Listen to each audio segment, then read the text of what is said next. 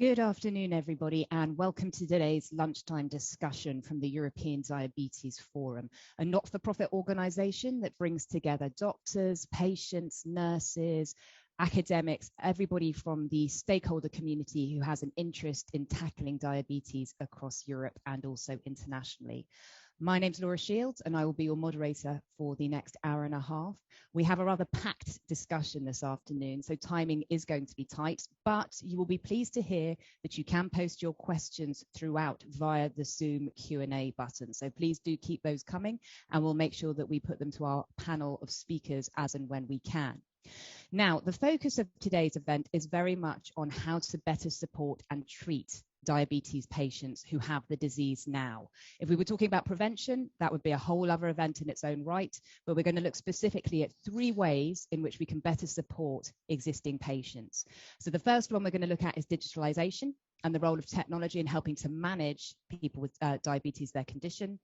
Secondly, we'll be looking at data registries, and then we'll be wrapping up by looking at integrated care, and we'll be treating each one in a case-by-case basis, topic-by-topic basis. I'll tell you a little bit more about how it's going to work and introduce the rest of our speakers afterwards.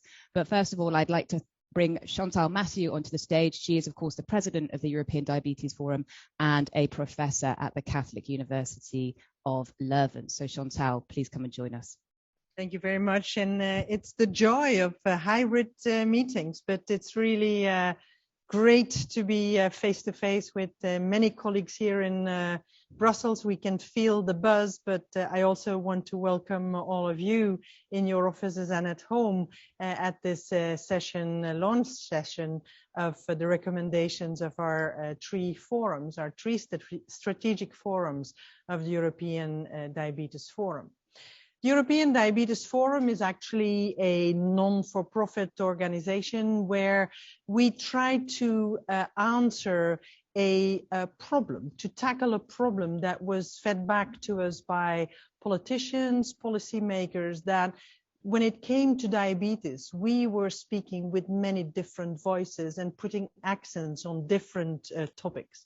And so we decided, together with EASD, FSD, JDRF, and FEND, to really found a forum where we would try and speak in harmony of voices and really bring the most important messages we found to the policymakers. And very rapidly, we were joined by IDF, by ISPAD, by Société Francophone du Diabète, and by also the Primary Care Diabetes Europe, PCD, the primary care physicians. But what is important is that we were brave enough also to engage with pharmaceutical companies, tech companies, to really bring everybody around the table and force ourselves to reflect on what the priorities are for policymakers in this disease that is diabetes. And as you will see in the next slide, diabetes is a very frequent disease. It is a disease affecting more than 60 million people in Europe. It's a very frequent disease affecting 1 in 10, 1 in 11 adults. But let me bring you back to the reality. Diabetes is not only the very frequent form of diabetes, that is type 2 diabetes. It's also children and adolescents living with type 1 diabetes and their families living with type 1 diabetes. It's also women who are pregnant suffering from gestational diabetes. So we really need to be all inclusive when we talk about diabetes. And so in the European Diabetes Forum, we thought it was really necessary to bring together experts to start working around priorities. And we chose to really tackle, in the first year of our action, to tackle 3 priorities and to bring more than 45 experts together in 3 strategic forums. 1 on integrated care, 1 on novel technologies, and 1 on data and registries, the importance of having solid data and good registries throughout Europe. Because if you don't know your enemy, if you don't know what you're fighting, it's very difficult to create policy. And so today it is with great pride that we bring to you the fruits of a year-long work of more than 45 experts in recommendations on these 3 forums. I'm extremely proud to have the 3 chairs of these forums in our midst, and also to have representatives of the European Parliament, representatives of WHO in our midst. And so let's go to work. Thank you. Thank you very much, Chantal. And I will be introducing the 3 chairs of those working groups in just a moment. But before we get to our panel and the working groups, I'm very pleased to say that we have a recorded message from Dr. Nino Bozzuli from the World Health Organization, who is the Director of Country Health Programs. Distinguished colleagues, representatives of the European Commission, European Parliament, dear friends, I'm delighted to be with you today at this launch event. Improving the lives of people with diabetes is a priority of the World Health Organization. More than 60 million people in the WHO European region have diabetes. In some countries, more than 1 in 10 have the condition, straining the economies and the health systems. Many are not diagnosed early enough to avoid complications. Countless people struggle to get help with managing their condition and are never diagnosed. People living with diabetes need better access to patient-centered care to improve quality of life and avoid complications. Just last month at World Health Assembly, member states endorsed a set of recommendations to strengthen and monitor diabetes responses within the national non-communicable diseases programs, as well as global diabetes targets. This follows a successful first year of WHO's Global Diabetes Compact launched in April 2020, to which WHO Europe pledges its full support. The Compact has the vision of reducing the risk of diabetes and ensuring that all people who are diagnosed with diabetes have access to equitable, comprehensive, affordable, and quality treatment and care. In November 2020, WHO Europe launched a regional implementation plan for the Compact, which broadly seeks to assess, partner, support, communicate, and importantly, leave no one behind. Within this framework, we have a number of initiatives underway, including development of WHO European Diabetes Report, updating our guide on therapeutic patient education, strengthening diabetes registries, providing technical support to countries, and improving quality of care. This fits well with Healthier Together initiative of the European Commission launched a few days ago. The policies that are being launched today fit well with our own areas of work, and we are pleased for the support already received from the European Diabetes Forum and its members such as International Diabetes Federation Europe and FENT. Both Professor Schwartz and Professor Forbes, chairs of the European Diabetes Forum strategic forums on self-care technology and digitalization and integrated care, are active participants of our working group on therapeutic patient education. Working together with European Diabetes Forum, ministries of health, national institutions, professional and patient groups, non-state actors, and importantly, people living with diabetes fits well with the core of the European Programme of Work, United Action for Better Health.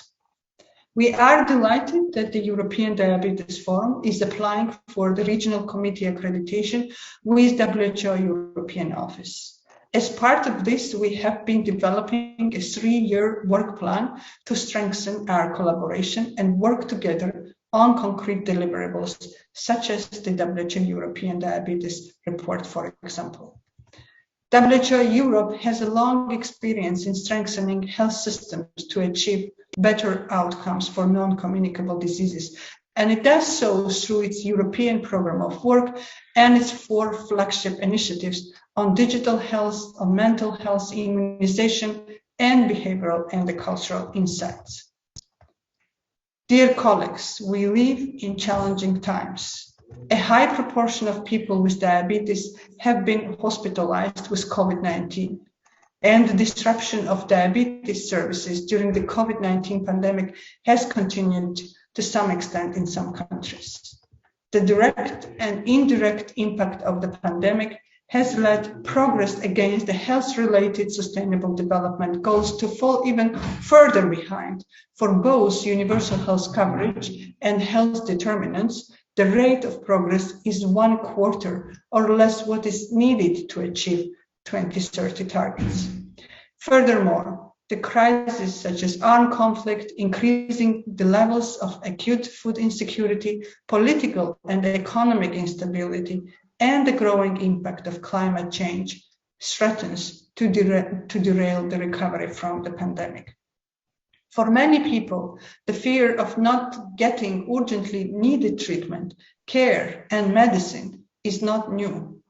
To this day, in some countries in our region, there are people with diabetes that have never received the care that they are entitled to, and far too many remain undiagnosed. United action for better health for people with diabetes is the way forward. We are very pleased to work in partnership with European Diabetes Forum, with the European Commission, with the European Parliament, the Member States, and other partners, and importantly, with people with diabetes to make a difference. My sincere thanks to the European Diabetes Forum and its partners for their support. And congratulations on your launch today. Thank you very much. That was Dr. Nino Bozzulli talking to us there in a message that was recorded earlier. And before I invite the chairs of our groups up to talk to you, I would like to introduce the panel of speakers that we have who are going to be reacting to the discussion that we will be hearing this afternoon. So I'm very pleased to say that in the studio we have Kajsa Lindberg, who is from the International Diabetes Forum, and she's a Europe advisor. We also have Sirpa Pietikäinen, who is a member of the European Parliament, and she's also the co-chair of the MEPs Mobilising for Diabetes. And we're also joined by Stefan Schreck from the European Commission, and he is an advisor for stakeholder relations at DG Sante, so the health department of the European Commission. Thank you. Welcome all of you. Very pleased to have you here today. We shall kick off now with our first chair of the working group on digitalization, self-management and technology. And I'm very pleased to welcome Peter Schwarzer, who's Professor of Medicine 3 with a focus on diabetes at the University of Dresden. So Peter, when you're ready. Thank you very much again. New technology and digitalization today is basically affecting or influencing all facets of our lives. It brings people together. It provides, this is the main thing in my, or what I'm thinking, it provides enormous new opportunities for society, for medical care, but for each individual. And therefore, as Chantal has said that, it was a great honor for me to lead the strategic forum, digitalization and self-management. It was a great honor to do it in the name of the European Diabetes Forum. And the title, digitalization and self-management, basically gives the answer why digitalization and new technology has such a big opportunity. And I would like to make it very easy. We are in the pocket of our patients. We never have been so close to our patient as being in their pocket. But it provides also, or it gives new challenges. We have to rethink our ways in using digitalization to address the need of our patient. And this was mainly what our strategic forum was doing the last year. We tried to assess the field. What is the potential? What are the achievements? What are the needs in this field until we can implement digital tools or digital therapeutics into diabetes care? And we think there is a big promise of digitalization to diabetes care. Because if we think into the field today, there are numerous apps available today in the app stores. There are numerous apps available in the internet, and patients are using these apps. And these apps provides opportunities to store data, to assess data, to look at data, to use data for the care process, and to make this data available to the full healthcare process.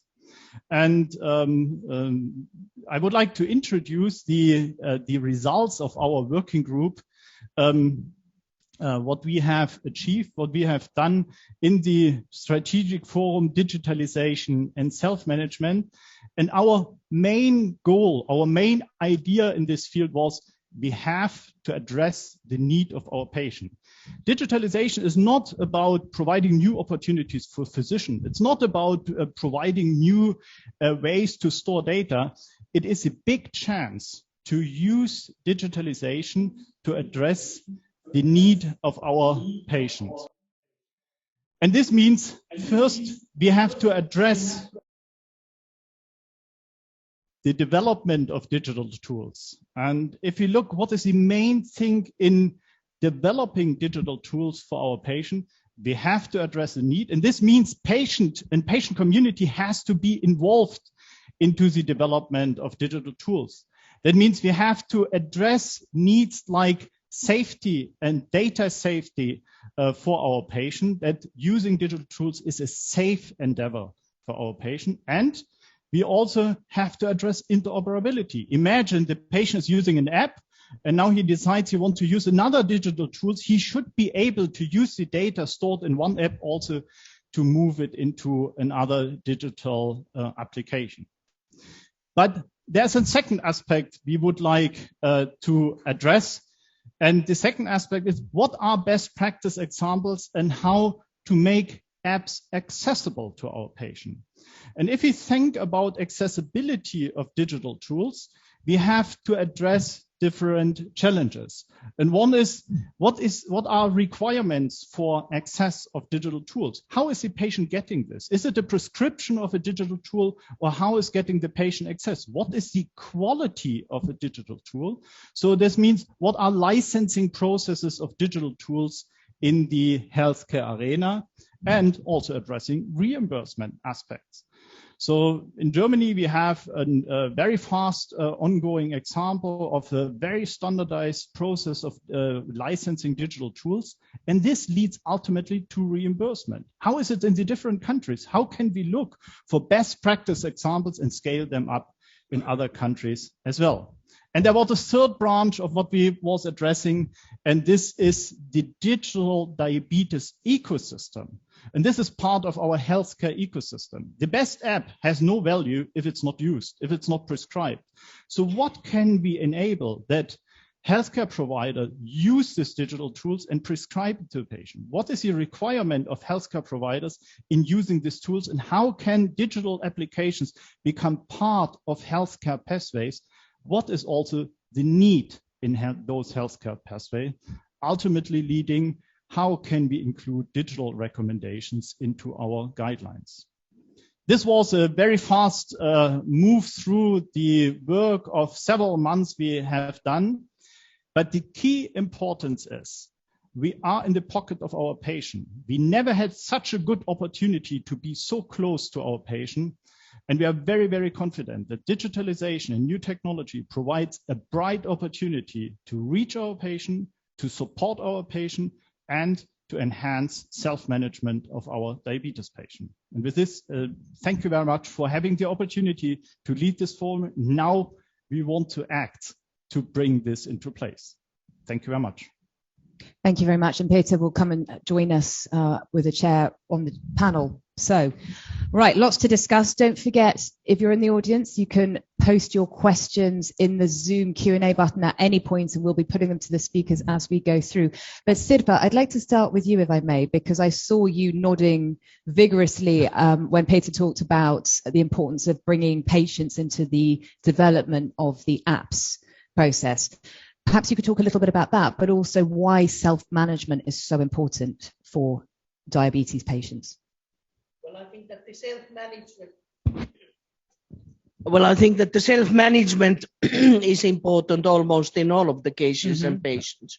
And this is the patient-centered approach that I know that the Commission is preparing, and the national healthcare systems and the Parliament is demanding very, very strongly. What does it then mean? It is that now, when we are just on the brink of this huge new health ecosystem that is digitalized, it needs to be accessible. Yep. Otherwise, it's only used for those people that less need it, or then the young and educated. And I always have the example of a memory disabled 75-year-old lady without any basic profession living alone in some remote area. That is actually the target group that should benefit most out of these apps and digital devices and remote controlling and remote doctor visits and all that. And if it doesn't, then we are going to create a digital divide. So the accessibility was one. And then the one that I noted very heavily is the interoperability between the different apps, but not only that, between public and private and between the apps and our public healthcare systems, so that my doctor can see to the results and rely on them. Okay, thank you. Kajsa, what about the digital tools that are available out there now? How would you rate them in terms of how usable and accessible they are for patients? So apologies. There's a plethora of apps out there. I think there are some excellent ones, and the ones that are successful are the ones that are automatic, where data doesn't have to be manually logged. Apps that are connected to devices or systems that already exist there, because diabetes is such a heavy burden for a lot of people as it is. There are so many things we need to think about. We don't need another thing. We don't need another aspect of diabetes. Even if it helps us, that's not going to motivate people. So I would say that. And I would say that the ones that are successful are the ones that help people in the moment. Yep. Because we visit our excellent healthcare professionals and we get help with our self-management. We get tools for self-management, but that happens every once in a while, right? When we need help most is in the moment. Diabetes is a disease where decisions are made every few minutes, indirect or direct, and we need help in the moment. So I would say that those are the apps that are and will be most successful. Peter, I'll bring you in a moment, but I'm just going to bring in Stefan Schreck from the European Commission now. Stefan, perhaps you could react to what you've heard, particularly on the points about the need for more interoperability on the digital tools front. Yes, you mentioned the interoperability. That's obviously a key factor, in particular if it provides added value to indeed exchange data between different data management systems and in particular across borders. And there we have the new proposal on the European health data space, which is supposed to make this easier. And also there, I think what we just heard, that indeed the question whether a certain service is available to everybody who needs them, and we don't run the risk that it cannot be used by the most vulnerable parts of the population is very important, and is certainly part of all the initiatives in this area of the Commission. So not to widen the gap between those who are actually in a better position and those who are not, who are more vulnerable, is certainly a key policy aim. Okay, so Peter, I was going to ask you to pick up on to respond to what you've heard so far, but also perhaps you could talk about the European digital health space and what you think of that in terms of its ability to help achieve the recommendations that you were making. I actually would like to motivate in the discussion here also to think beyond, to see digitalization not only as an opportunity to deliver remote service, but also to see that digitalization per se provides a new opportunity. We sometimes think it's a third column in our healthcare system besides hospital-based and ambulatory care, because this is what actually Kajsa has mentioned. If we use digitalization as a chance to give in the right moment for the patient an impulse, and this may be 10 times a day over a year, then we really have the chance to influence self-management. And the word per se says it. It's self-management. It's what the patient is doing. And what is driving us, this is our quality of life, our wishes, our dreams, our strengths, and this is our need. So from my side, a very clear focus. We have to focus the development of digital tools on the need of our patient, and then we will be successful. Okay. And the European data space is a big opportunity. This can be the basis of enabling this, because at the end, we need what you just have said. We need accessibility. We need an infrastructure. We need standards and interoperability Otherwise, the best need-based app will not be successful. Okay, Stefan, I'm going to put that back to you to respond. Kaiser, I'll bring you in a moment. But Stefan, could you respond to what Peter just said about what the European health space should be able to do, or digital health space should be able to do? And also, we have a question from the audience here, which is how to ensure that developers are encouraged to make the apps interoperable. And Peter, I'll bring you back in a moment, but Stefan, question for you first. Yes, of course, it's very difficult. It is impossible from the perspective of the Commission to ensure that individual apps, let's say, comply with all the criteria they should be complying with. The health data space is essentially a framework which was set up because it is obvious, and we have so many examples, that indeed interoperability at European level is very useful. Just to give you one example, the European reference networks for rare diseases, where patients in country A are treated by the best experts, even if they're in country B or country C. That obviously requires transfer of patient data across borders. And we know very well that often the general data protection directive is or regulation is interpreted in different ways in different member states, which makes this sort of transport of data more complicated. And we hope that we can develop solutions around that still make it possible to make use of all the opportunities for better healthcare for individual citizens, but also better research at European level can be better used using the different elements of the health data space. Sirpa, how do you protect patients' data? Because obviously privacy is a key aspect of this discussion as well. So what's your thoughts on that? How to ensure those cross-border transfers while also respecting data protection requirements? Well, of course, I'm not a specialist in this field. I'm not paid to do that. But in general key principles, I can reflect it from the Parliament's position. Firstly, it needs a strong data security regulation that we more or less have in the Europe. It needs a strong responsibility for the those ones beholders of the data to do all the virus protection and information and all that. Then it is, and I'm sort of pretty optimistic about the new technologies and what the Bitcoin technologies and others can bring there, because there's no sense that you put all of the data with the name and details stacked in the same stack. But if that is spread all over the Europe and you just secure the interoperability, you are much safer.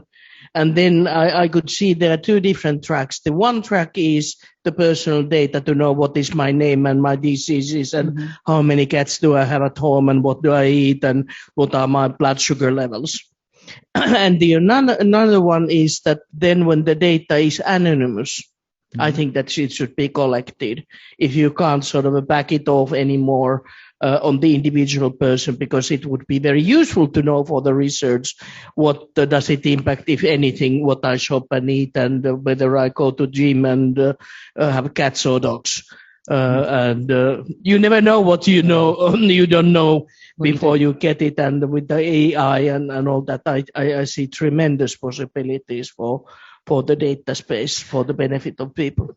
Kaiser, how worried are you about the data protection aspect, or do you think it can be managed? I definitely think it can be managed. I think people nowadays, they assume that's just in place. And I think the important thing is that there's a balance between the sacrifice you make in terms of sharing your data and the benefits you get back. I think that's the main thing. I wanted to circle back just quickly to some of the things said before. And one is that in the Peter, you mentioned this about the development, and it's so often that we see not only apps, but various aspects of the diabetes world where things are developed and patients, people living with diabetes and diabetes associations are not involved. And that is the biggest mistake you can make, I think, because if you want to make something useful, if you want to make something effective, if you're a for-profit company or non-profit, doesn't matter, you need to involve the end user from the start. And not only individual people living with diabetes, but I would say as well, patient associations that have that breadth, that it can represent the people that you're talking about as well, to circle back to what you said about the 75-year-old disabled woman living alone, right? Who does she have to represent her? Where's her voice heard? And I think for someone like that is actually, just like you said, is probably one of the people that would benefit most from this. They maybe don't have this network of people that they can ask. They might not have that easy access to their healthcare professional. They might not have that just innate ability to Google something or to find the answer on their own. So they're actually probably, in a lot of ways, the people that would benefit most for this. So involving everyone, and in particular the groups of people that you mentioned, I think is crucial. Thank you. Peter. Full support what Kaiser has said. We all want that digital tools are available, but if the patient are not using them, then it's nonsense. And the best guarantee that patient is using it, that it's developed based on the need of the patient. And this means I would actually say it's more important to ask the patient what is their need, what they want, than to ask the physician, then to ask the industry also. Well, let's see if there are any patients in the audience who are watching. So if you're a patient in the audience and you're using an app at the moment, can you tell us how user-friendly it is or not? And obviously this is when nobody replies, but I'm going to assume that somebody will. So if you're in the audience and you're using an app or you have experience of this, can you tell us how user-friendly you find the tools at the moment? Thank you. Stefan, final thought for you on this section before we thank Peter and move to our next topic.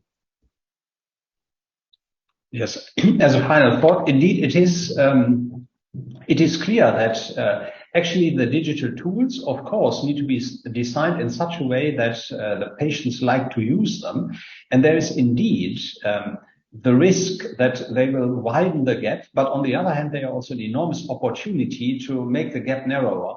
And therefore, I think this is really a very promising field. I've put actually in the chat a couple of links. If somebody is more interested in the EU health data space, we have a website on that.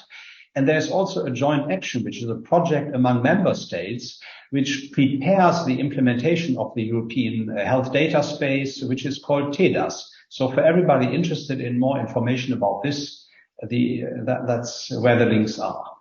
Thank you very much.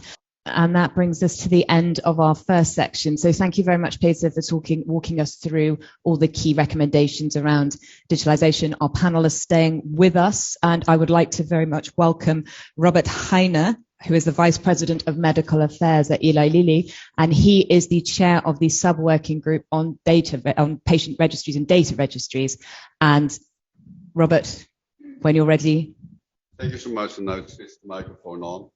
And I'm really pleased to be here. I really would like to thank also Chantal and her team for inviting me to chair this strategic forum and being able to present this today at this launch event. It's not a launch event of the recommendations, but it's also the starting point of the implementation. And I feel very, very, very strongly about the topic that I'm going to talk about. It's about data and registries.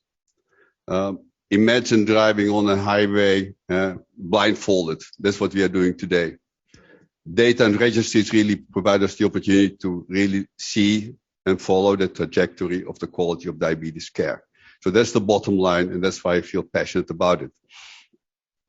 So my brief presentation will be on where we are today, what we need to do, and why it's important, and also providing compelling examples from elsewhere.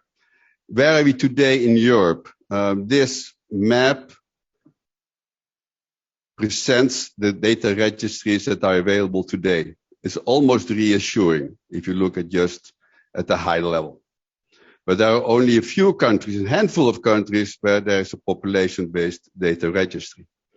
And none of those are truly embedded in the diabetes care system. They provide enormous valuable data for research. We have been learning a lot about the complications that can evolve in patients that are poorly controlled because of their diabetes or blood pressure and lipids, but they don't inform the healthcare system. And I think that's the critical difference between the diabetes registries that exist today and those that. And now I'm going to show a compelling example from elsewhere. So there's some compelling evidence from Hong Kong, from Juliana Chen, and she has been working tirelessly for many, many years to embed a data registry system in the healthcare system. So the diabetes register informs real-time the decision makers on healthcare resource allocations and adds those resources there where it's needed to ensure that the desired level of diabetes care is achieved. So there's a critical difference with what we know today. Everyone who is involved in the diabetes care system in Hong Kong is also involved in the executive or steering committee in Hong Kong, making sure that the data are used to improve care. As you can see on the left side of this slide, the rate of complications has dropped by almost 50%, and the major killing events because of coronary heart disease and stroke really dropped enormously in the years following the implementation of this system. So this truly demonstrates that it works. Knowing your data, improving your data because you know your data, makes a hell of a difference for patients with diabetes and non-communicable diseases. I'm pushing the button again, please. Yes. Of course, there are challenges, and the challenges has also been tackled and faced in Hong Kong. They are not new. Of course, we need high quality data. We need incentives in place for every stakeholder, be it the patient, the primary care physician, the payers, in order to be able to implement this. We need to educate people and gain trust. With all the data breaches in the past and recently, people are a bit horrified by sharing data. But again, it comes down to the benefits and risk of sharing data. Of course, the data that are collected in the data system needs to be used in order to improve care. Otherwise, it doesn't make very much sense. The digital infrastructure needs to be in place. And this also reminds me of the fact that a similar presentation was held at the St. Vincent Declaration in 1989, also calling for data and registries. In those days, maybe the digital infrastructure was not very mature. I'm not saying that's the main excuse, but I think there needs to be a sense of urgency to make this work.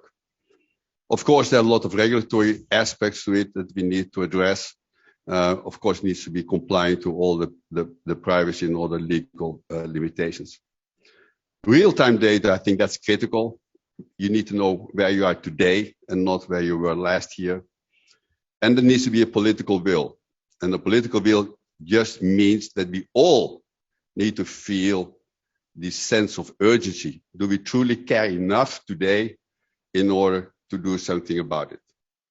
And I think it's really sad to see how many more patients have died in the last 30 years since the St. Vincent Declaration, and the quality of care hasn't improved in the last decade. In the US, there are even data to suggest that the quality of care has declined, and I think that's something we really need to take to heart. So what we need to do? So we need to implement a governance structure that works, kind of board to oversee that all the regulatory aspects and all the legal aspects are followed to the letter. And there needs to be an executive committee or a steering committee that makes sure that the data are used in the right way, that the resources are allocated where it's needed the most, and to make sure that everything is in place in order to improve not only the care, but also to achieve the desired levels of care and outcomes.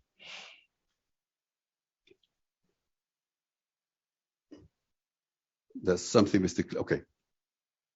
We need to make sure that the registers are adaptable to the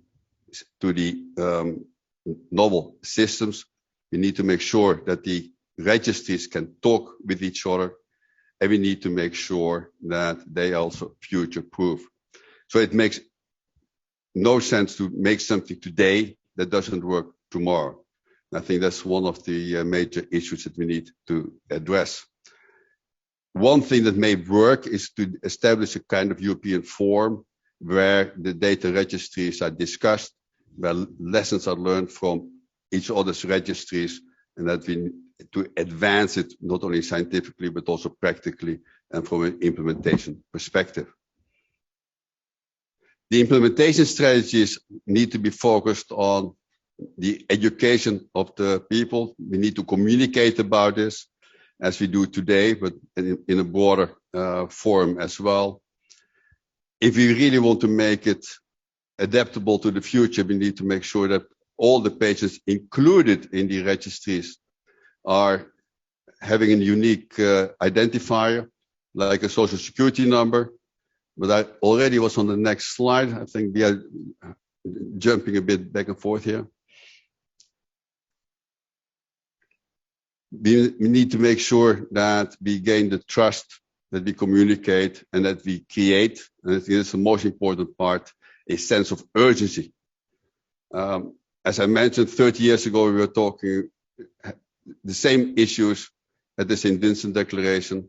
Let's make sure that we all understand where we are today, and that we should really make sure together that we create a better world for people with diabetes in the near future, not in the long future. And with that, I think we can stop here and go into the discussions. Thank you so much. Thank you. Come and have a seat, Robert. Thank you very much for that. So our panel is still with us now. And Stefan, I'd like you to reflect on what you've just heard, if you would, particularly the points about how the sort of sense of urgency and the political will, and also the final recommendation about the creation of the European Forum to exchange best practice, particularly on registries. Yes, registries they are obviously a very important factor in determining successful future policies. So we completely agree that it's important. And there are already in some areas successful European projects that help also national registration in the area of cancer. For example, there's the European Cancer Information System, which is very successful and which will be actually upgraded at the moment into a European Health Inequalities Registry for cancer, which is particularly geared to see where and why inequalities exist. And maybe such a thing could also be interesting for diabetes. And then more generally speaking, we have the European Rare Disease Registry platform to help people in Europe to set up and link registries on rare diseases. Now, obviously, this cannot be used directly for diabetes, that is clear, but it can give some inspiration for how to set up a registry and what can be done at European level to assist people in the member states to set up such registries and to ensure collection of data across borders at European level. So there are certainly some interesting projects already at hand in the European Union. Yes. What do you think of this idea of leaving the door open to connect any diabetes registries with things like coronary disease, cancer? Do you think this is a useful way to think about it? It is clear what in the end. I think it is very necessary, but there's quite a lot of steps to be taken. Yeah. First, you need to use this Bitcoin blockchain technologies to ensure that the data is not collected with identification possibility in one huge European block or global block. Then the scrambling techniques would need to be identified and to be compulsory to get the data. Data for these kind of databases. The next step would be to the interoperability for all genomic data, rare diseases, cardiovascular cancer, diabetes, and then the life patterns information too. And this gets extremely sensitive, so that's why the scrambling techniques is so important. But that is actually where we can find that kind of an added value. Then I like very much your model about how to govern, and I guess maybe we would need to have two different kinds of platforms. One is for each sort of a health or illness type, like we have the cancer registers or diabetes registers, where the patients would be present. But then we would need to have in commission this kind of a general overall understanding how you manage, register, collect, and share this personal health data, because after all, even though it is scrambled, it's your data, it's my data. It's not only owned by the companies or commissions. Kaisa, what kind of data, or what kind of information do you think would be crucial to make a successful registry? I think it's not about the amount of data, but I think you mentioned this in the recommendation. It's about the quality of data, and it's about making sure that the data that is put in is actually used. And not only by healthcare professional, but what I think, so I come from Sweden, where we have a national registry. We've had one for the past 25 years.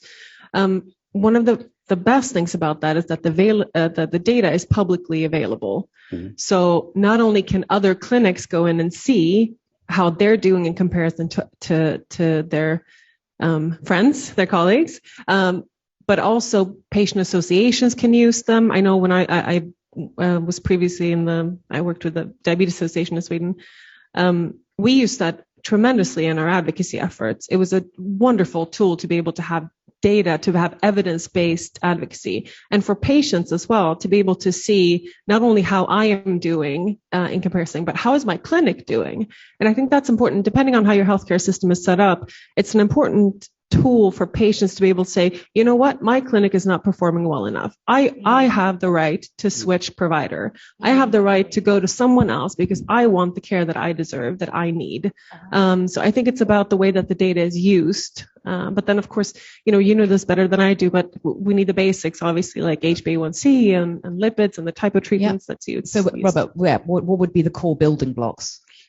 Well, exactly as Kaisa mentioned. So you need one variable for glucose control, blood pressure control, lipid control. But coming back to the general, I've been thinking about this a lot lately. So why are we so slow in responding to the diabetes epidemic? It is really frustrating to see what has happened or what hasn't happened in the last 30 years. So when COVID hit, within a year, we had a vaccine. We had a full register of all COVID cases. We did all the recordings, and no one complained about it.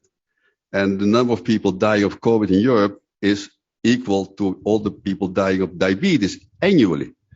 So the diabetes community lives in a pandemic from year to year to year. But there's no sense of urgency and no sense, well, maybe we should collect the data in order to inform diabetes care. Mm-hmm. And it is almost like we are very good in responding to earthquakes and tsunamis, but we are very bad at responding to a slowly occurring threat like global warming.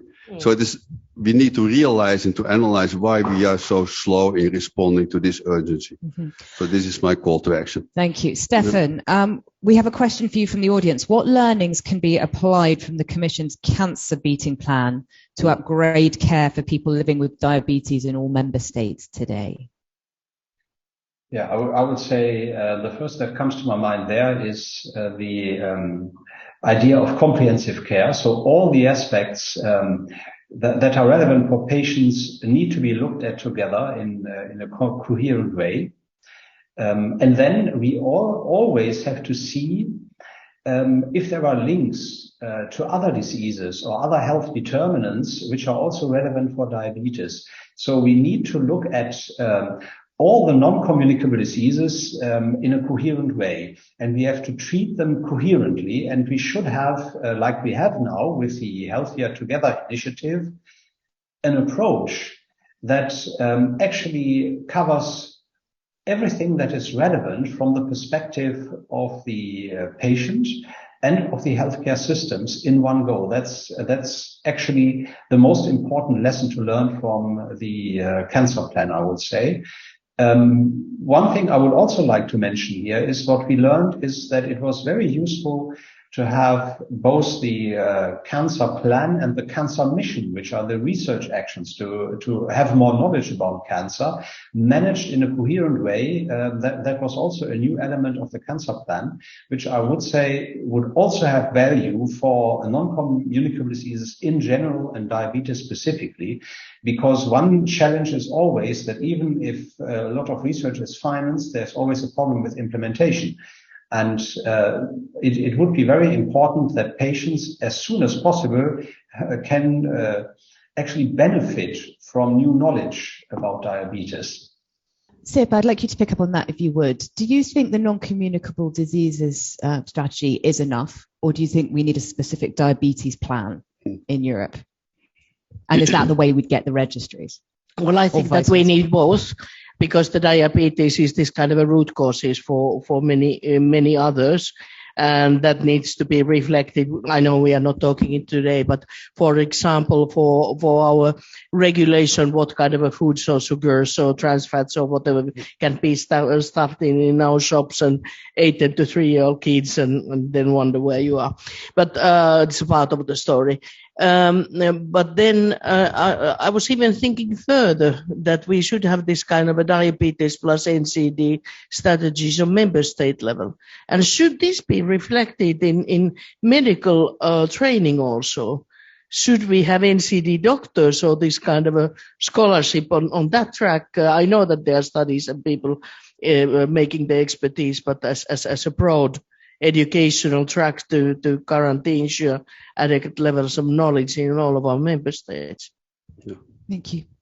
So this is an extremely important point you're raising.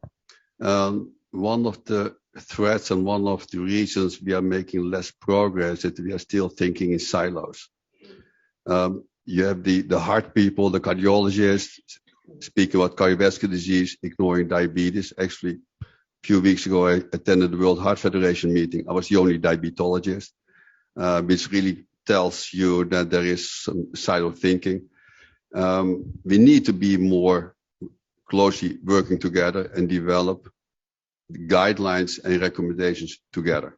Because I can imagine that you are really swamped with recommendations coming from the hypertension folks, from the lipid folks, from the cardiovascular diabetes, and all aiming at the same thing, but in a different way.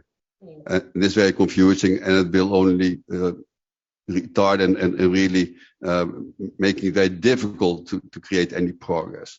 So we need to define what's best in order to beat non-communicable diseases as a whole.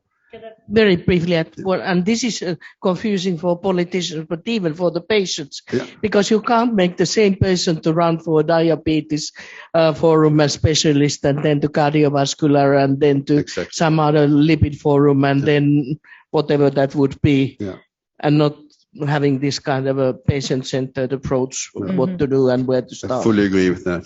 Okay, Kaiser, final thought from you, and then we're going to wrap this session up and move to our final topic. Yeah, I just wanted to add to this discussion, I think moving back or retouching on the registries, this issue or the importance of the unique identifier number here comes up, because diabetes in itself is an indicator of the well-being of society, et cetera, and the well-being of our healthcare systems.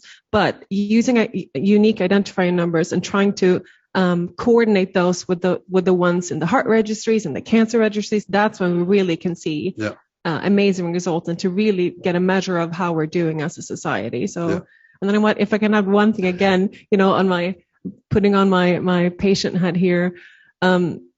You mentioned this in the recommendations, but involving patients, again, involving people living with and their caregivers. I want to give a good example of Sweden where they do that. I was on the steering committee of the National Registry in Sweden through my position as president of the Diabetes Association.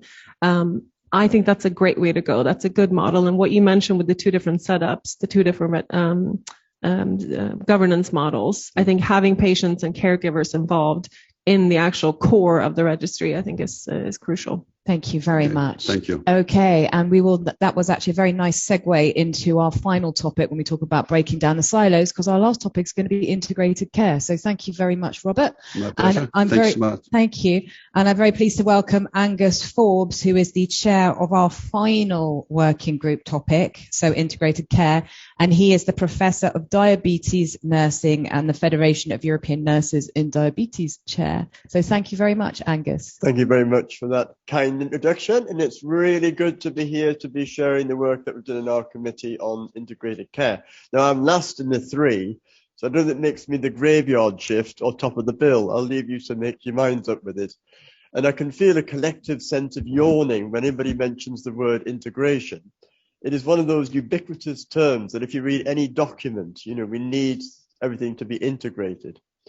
And it's a little bit like, to paraphrase Joni Mitchell's song, we've looked at integration from up and down, but still somehow we really don't know much about integration at all. That is until now, because I'm really hoping that the work that we've produced in our group will begin to provide a platform and stimulus for action around this important topic. I can't actually see my slides presently, but I'll continue to proof it. They're just behind me. So why integrated care? Well, there's so much to it. If you talk to patients, and I've been doing research with people with diabetes for many years, ask them what's important. They'll tell you this.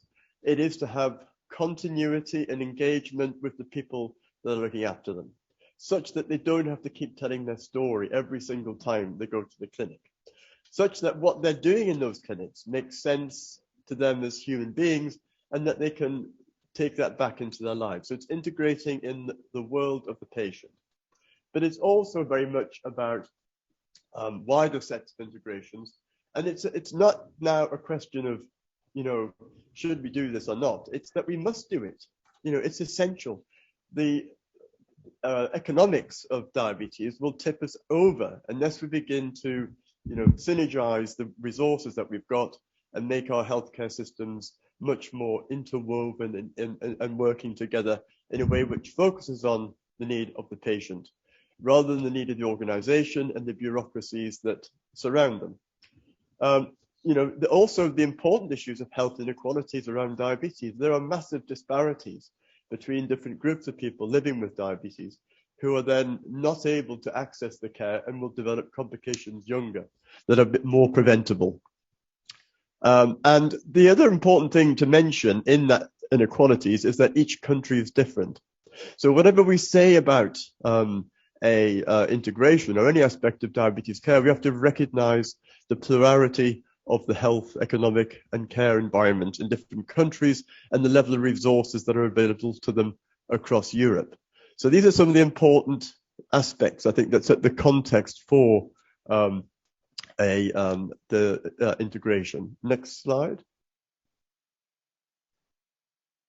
Okay, so there are quite a few challenges which kind of sit behind why integration hasn't quite kind of become a sort of standardized way of being, if you like, how we can really make sure that we understand how integration is working.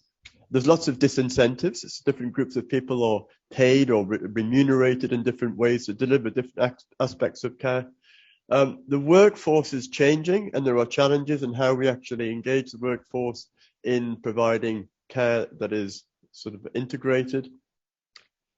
Patient support and education. Well, yes, we've made big leaps and bounds in that over many years, but still, if a patient has an experience on a particular program of education and then finds themselves going back into a healthcare environment that doesn't respond within that therapeutic way with them, then it's wasted, So we're not really able to say that those things work unless they're actually working continuously. Next slide. So let's talk about the solutions that we propose. One of the key things, this really pivots around what we heard earlier around digitalization and also to something about large data. It is that we do need to have much better ways of understanding of how well we are doing with integration. If we don't know where we are with how we're performing or how well our services are delivering for the patient, and how the patient is experiencing that care, then we don't know where the deficits might be in how we're delivering an integrated model. So one of our recommendations will be that we want to see much clearer frameworks for actually enabling practitioners everywhere in every country, independent of how wealthy that country is, to be able to understand and interpret the experiences that patients are having and how well and how synergized their services are in terms of integration. Clearly, the patient needs to have an idea about what care is about, and that experience of integration is what I'm mentioning throughout this. And so one of our recommendations is that there are much more signposting, there's much more awareness for patients about what to expect from health professionals, and also the patients are also equipped to get what they need out of healthcare, so that actually there's a whole way of working which could hopefully mean that it's not always an uncertainty. So we're just doing a study at the minute for new onset type 1 diabetes in adults to try and help them adjust to living with that condition. And in doing that work, we've learned the importance of actually having some sort of roadmap for them to be able to make sense of all the things that are happening to them. And when that doesn't happen, it can feel very disconcerting for the patient and can lead them very rapidly into becoming angry or disassociated with their diabetes. Next slide.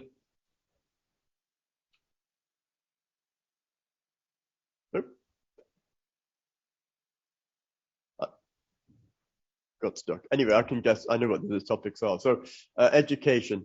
Now, this is education not just for patients, but also, I think, importantly for health professionals. How can we expect health professionals who are trained in particular ways of doing things to suddenly understand what integration is, or how to create an environment or an experience for patients that are more integrated, unless right from the beginning of their education, we give them that core provision for them to be able to understand it. So I think one of our things is to advocate that curricula need to change with the new world. It's important that they understand the anatomy of the pancreas, but it's equally important that they understand the anatomy of healthcare delivery and what the principles are of actually enhancing and improving it. And obviously, a part of the education is to make sure that each health professional has got the same sorts of ways of being with patients, that patients don't feel they're meeting a different person every single time that they go to clinic. They may well have different skills, but the way that they are communicated with and how that builds into their care program is actually built into our education system. Financial incentives, well, that's an obvious thing. And it isn't just about saying, well, that we'll pay people to do care integration. It's also very important to recognize that if you don't bring the money together and the resources together, you will fail, and it's a recognition that the incentives need to be reflective of care delivery. And like we saw with the project work, say in Hong Kong, when you do focus on something and you bring that resource together with the outcomes, then things improve. And that's what we want to see more of in diabetes.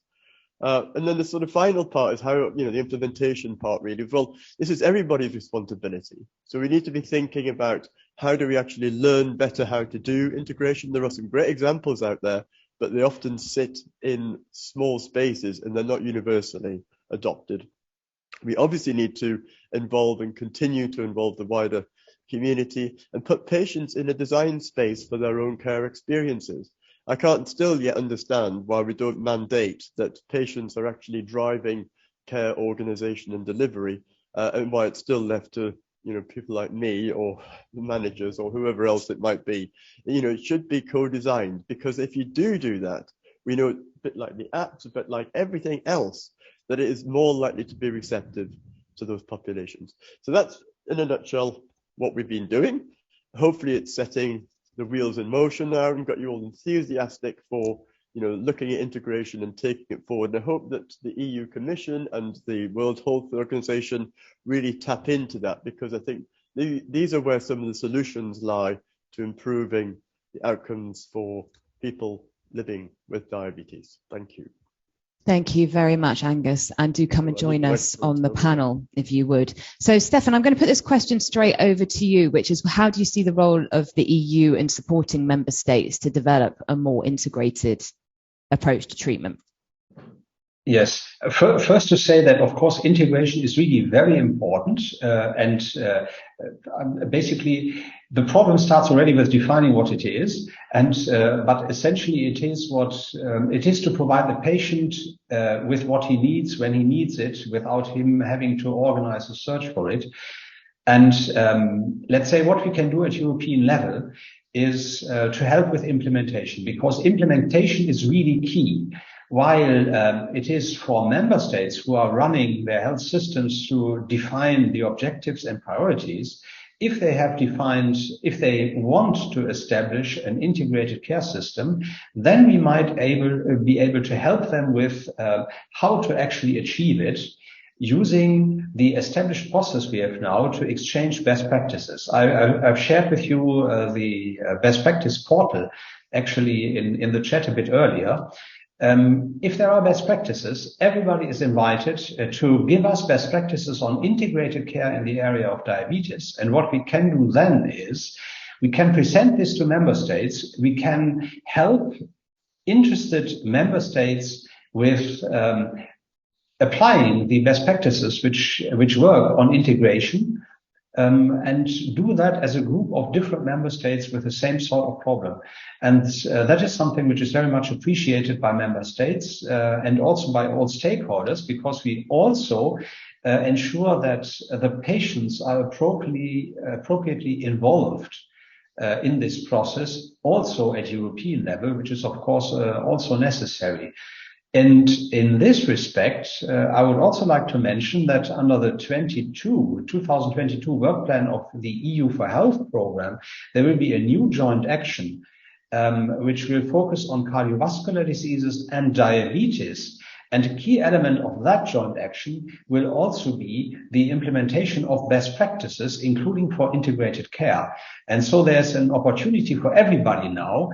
If you have best practices on how best to integrate, put it in our portal, and then there's a good chance that it can afterwards be implemented.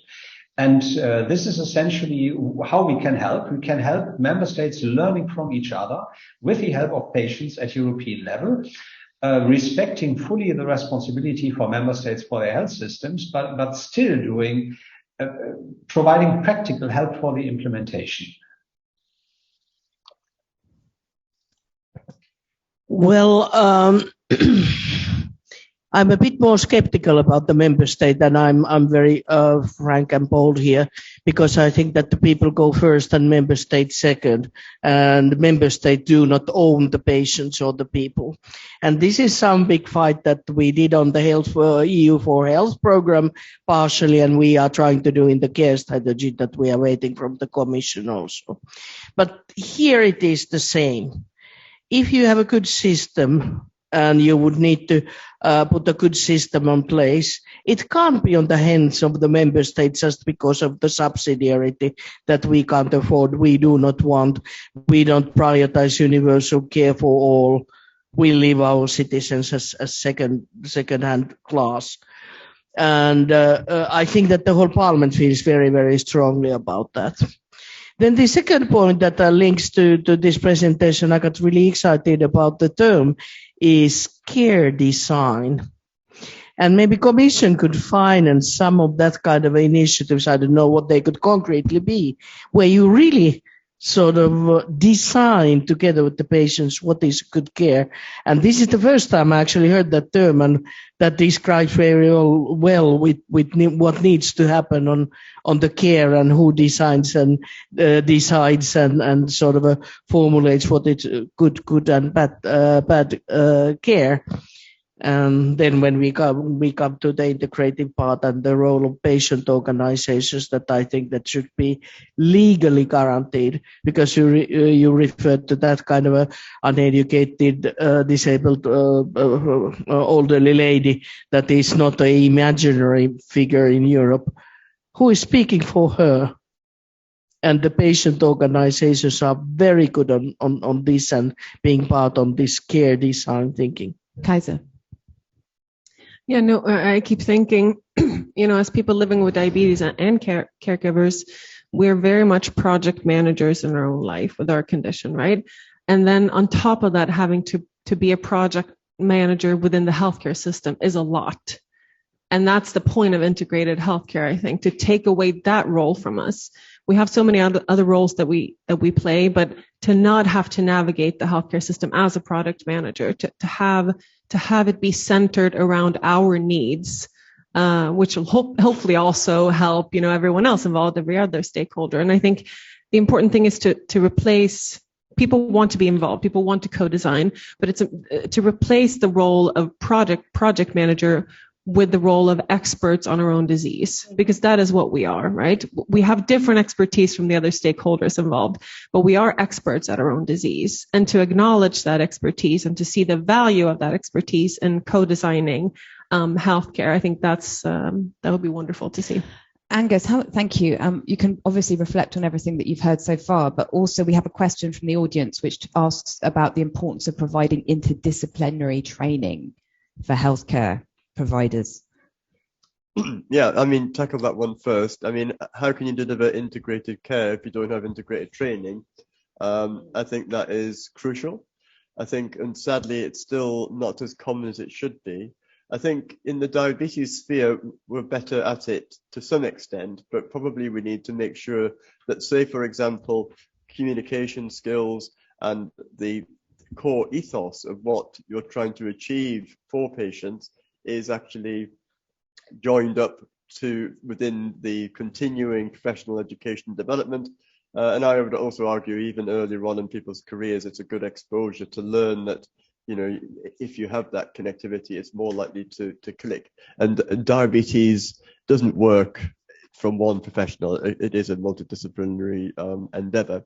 Just picking up on a couple of the other sort of thoughts that came to mind, the issue of how so I think finding a solution to integration, say, wow, here it is, and there are some really good examples of it, we've looked at those, but it is also about recognizing that integration is very context specific, and I think that what you need to be able to have is adaptive systems that actually can cope with that.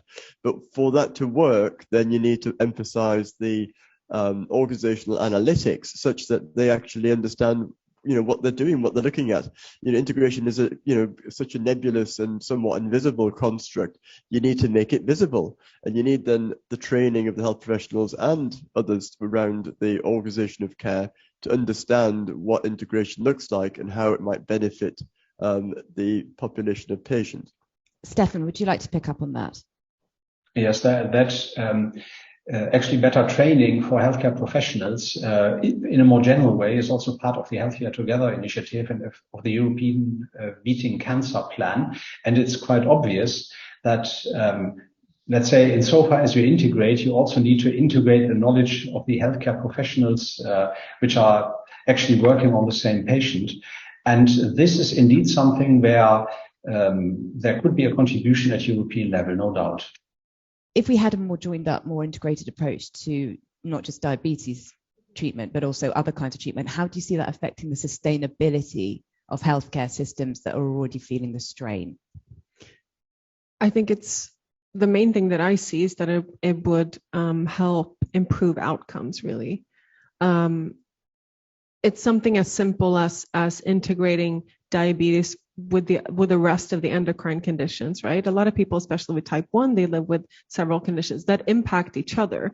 And the fact that in so many places these are separate, you go to 2 different specialists, something as simple as that, and realizing that these are connected, and the thing that we do, the changes that we make in one area affects the other. Mm-hmm. But I think one of the things that actually, because we talk about a lot of things, there being big changes and they cost a lot of money, they take a lot of resources, but some of the simple things that we need to do, they don't cost anything at all. It's about how you meet the patient. It's about during a visit. This was mentioned in your slides, I think, what do you bring up first? What do you focus on during a visit? I've heard so many healthcare professionals say, I'll be sitting during a visit with a patient, and then in the last, we're going through results, et cetera, talking about their life. And then in the last 3 minutes, they say, actually, I have something I want to discuss. There's something really important that I want to discuss to me. Just changing how you approach a visit like that so that you focus on what's important to these patients. I think that's one of the main benefits. Super, Angus? Well, either. Yeah, okay, but I totally agree with all of this. I mean, I think that it is keeping it simple. And the thing is that it doesn't have to make a big difference. You don't have to necessarily do a lot, but it's what you're doing differently which makes the difference. And I think that's the kind of the mindset. And that goes back to what I was trying to get across, that in the work that we've done, we're not trying to set this up as some huge thing. And here's integration, here's a recipe, just grow that in your backyard and suddenly everything will look beautiful. It isn't going to be like that. I think it is about looking for those micro shifts that can actually make a big difference to the way that we work things at all levels across the whole system of healthcare, from the patient to the people who are organising it. Sorry to get you to be so specific right now, but when you talk about micro shift, which one would you, if you were going to tell the doctor's surgery or hospital right now one shift to make, what would it be? Which one? My God. I know. You've got to start somewhere. I mean, this was the conversation. So in my clinic, so on a Thursday, I do my clinic, and the saddest thing a patient ever says to me, they'll say, "Thank you for listening to me. You're the first person who's ever really listened to me." And they've had diabetes for 20 years. So the micro shift is, for that to change.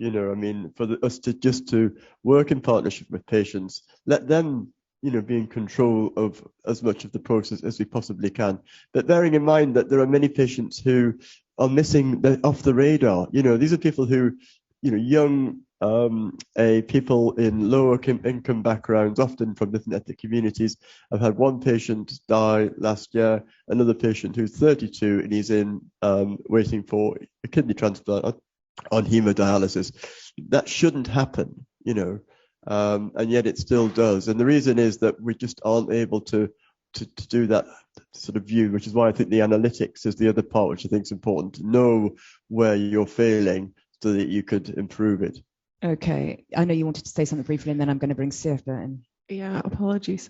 I just wanted to say that one of the things that I think would be most important is adding this part about mental health and psychosocial support, because that's such a huge part of living with diabetes that people can't see because you don't measure it, right? But it's a massive part of actually living with diabetes. And it's not about, ideally, yes, we would have, a psychologist trained in diabetes and they would be tied to every clinic, but that's way off. I think initially what could be done, which is it's not simple, but it's simpler, is actually, like you mentioned in the recommendations, I think, training healthcare professionals in how to meet patients, how to address these things. Because that, I think, would make a massive difference, because not everyone needs to talk to a mental health professional, but they need to address the aspects of diabetes that have to do with mental health and psychosocial support. You can, but I'm going to let Sirpa get a word in. Yeah, so you can comment on me at the same time. I fully agree that this is not so much a resource question, it's a personality trait. It is educational issue, and it is about the attitude. And then again, the extra resources like this kind of mental counseling or nurses that can help you with some of the questions. But with some of the personal experience, and then with quite a lot with my parents that I supported when they have complicated diseases. Actually, I was consuming much more time when the doctor was always arrogant and sort of pushy, and there was a limited time, because then the last 3 minutes, but I really would need to, and then you get some very short and not helpful answers. Okay, what do I do the next time? I'm pushing the limits. I'm sort of the buttering person all of the time. And then again, if there's the doctor who at least looks that there's the time and asks, is there still something you would like to discuss? And then I once in a year have this half an hour time really to go through what I would like to discuss. Then probably I would manage the next times with the 5 or 10 minutes that were reserved. And I don't know how to do that. And then to give the advice that, okay, about the diet or whatever you can discuss with this sort of nutritional expert, what we have here. Okay, Angus, very briefly from you, if you would, and then back to Stefan. On the mental health, I mean, that's in our recommendation. It is such an important thing. But the point I would quickly make is that it isn't about dealing with mental health problems when they are there and often well habituated and quite profound. It's about doing what we do with diabetes in principle in the first part, which is prevention, and working from patients to make sure that we can help them adjust into living with diabetes, whatever age they are, without them getting mental health complications as a result. Thank you very much. Stefan, final thought from you before we go to our closing. Yeah, and I just wanted to say again, this is part of, this needs to be part of a coherent approach also for other diseases, because you have mental health problems, not only with diabetes, but also of, if you have other diseases, for example, in cancer, this is also a very important aspect. And this is why this needs to be integrated into a strategy which addresses all the diseases in a coherent way. That there should just be an opportunity for all the patients who need also mental health counseling to get it, whatever the disease is. And that's basically our approach to this. The end of our discussion. So thank you, Angus. Thank you, Kaiser. Thank you, Sirpa. Thank you, Stefan. Thank you also to Peter and Robert. And I'm delighted to welcome Chantal back to make the conclusion and also the closing remarks. Thank you. Thank you very much. And wow. Thank you so much, Kaiser and Sirpa, for and Stefan remotely for addressing on the spot everything you've heard. And it was amazing. Your remarks are so relevant to all of us at the European Diabetes Forum to bring this forward, because this is what needs to happen now. Namely, now it's time for action. As Robert said, that this is not the end point. This is just the beginning. And so we now need to implement all of these recommendations. And I saw that in the chat there were different questions on where the slides, where these recommendations. I can tell you that everything can be found on our website, the EUDF.org. You can also follow us on Twitter, on LinkedIn. Mr. Bart Torbijn, CEO of EUDF. I hope you're not doing TikTok yet. But so it's, I mean, we're all over the place, but please go to EUDF.org, and there you can find all of the materials of this amazing group of experts who've worked together. And again, thank you, Robert. Thank you, Angus, and thank you, Peter, for leading these groups, and thank you for all for participating. What are we doing at EUDF? It was mentioned several times. It's you know, in Europe we can give examples, we can give best practices, but in the end it needs to happen on the floor. It needs to happen in each and every country. And so with EUDF we're trying to promote actions. For instance, we gave a grant with one of our partners, the EFSD, on novel technologies and how to elaborate a specific topic. We're working with another partner, the SFD, for instance, on translating these recommendations into scientific language, because convincing people living with the disease about the importance of everything we've said is perhaps the easiest bit. It's also convincing policymakers, but also convincing healthcare professionals, which is not so easy to go for integration and to go for novel technologies. And then again, what is very important, to bring it to our countries. And so what we're trying to do with EUDF is to promote the creation of local forums. Like in Belgium, we have the Belgian Diabetes Forum. And I'm very, very proud. I am Belgian, but it has nothing to do with it. I'm just a part of the board. But in Belgium, we have gotten now the ear of the Ministry of Health, where, for instance, this data project is really taking off. And immediately they also got this need for integration. So they will put a lot of effort in adapting, for instance, the electronic medical record of primary care, so that data can be generated automatically, because it shouldn't be very difficult. Otherwise, people will not do it. So going for local initiatives, we're talking to creating forums also in Italy and Germany. We have the Romanian Diabetes Forum, etc. So all very, very important initiatives where we want to be a part. We're very, very proud that the NCD Living Healthier Together has diabetes specifically as an earmarked disease. And again, I will repeat myself, but I will say it. We don't want diabetes just to be considered a mere risk factor for cardiovascular disease. It is a disease in itself. And yes, it deserves its proper attention specific to the needs of people living with diabetes. It is type 2, it is gestational, it is pancreatic causes, it is type 1 diabetes. So please let us address diabetes in itself. So again, thank you all for attending. Thank you for those who attended virtually or are looking at these recordings in a later time point. Follow us on all the social media that you see on the slide and go to our website, eudf.org. And now it's time to work. Thank you all.